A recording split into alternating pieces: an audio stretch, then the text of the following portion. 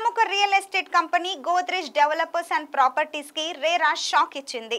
నిబంధనలు పాటించడం లేదనే కారణంతో రిజిస్ట్రేషన్ పొడిగింపు కోసం ఆ కంపెనీ పెట్టుకున్న దరఖాస్తును హర్యానా రేరా తిరస్కరించింది. పలుమార్లు రిమైండర్లు ఇచ్చినప్పటికీ దరఖాస్తులోని లోపాలను సరిదిద్దడంలో విఫలమయ్యారని ప్రాజెక్టు త్రైమాసిక పురోగతి నివేదికలో పేర్కొన్న వివరాలు ఏవీ సరిపోవడం లేదని రేరా పేర్కొంది.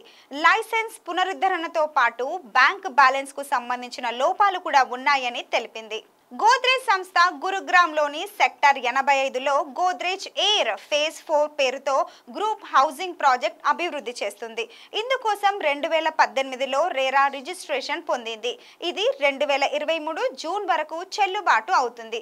అంటే ఆలోగా ప్రమోటర్ ఆ ప్రాజెక్టును పూర్తి చేయాలి. అయితే నిర్దేశిత గడువులో ప్రాజెక్టు పూర్తి కాకపోవడంతో రిజిస్ట్రేషన్ పొడిగించాలని కోరుతూ గోద్రేజ్ సంస్థ రేరాను అభ్యర్థించింది. అయితే ఆ దరఖాస్తు పరిశీలించిన రేరా అందులో అనేక లోపాలు ఉన్నాయని, వాటిని సరిదిద్దాలని ప్రమోటర్కు సూచించింది. ఇందుకోసం తగినంత సమయం కూడా ఇచ్చింది.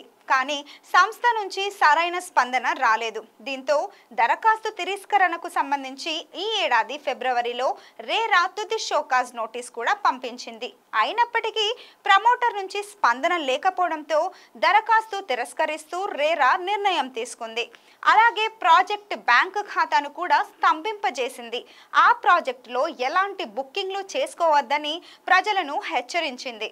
ఈ నేపథ్యంలో గోద్రేజ్ డెవలపర్స్ అండ్ ప్రాపర్టీస్ స్పందించింది.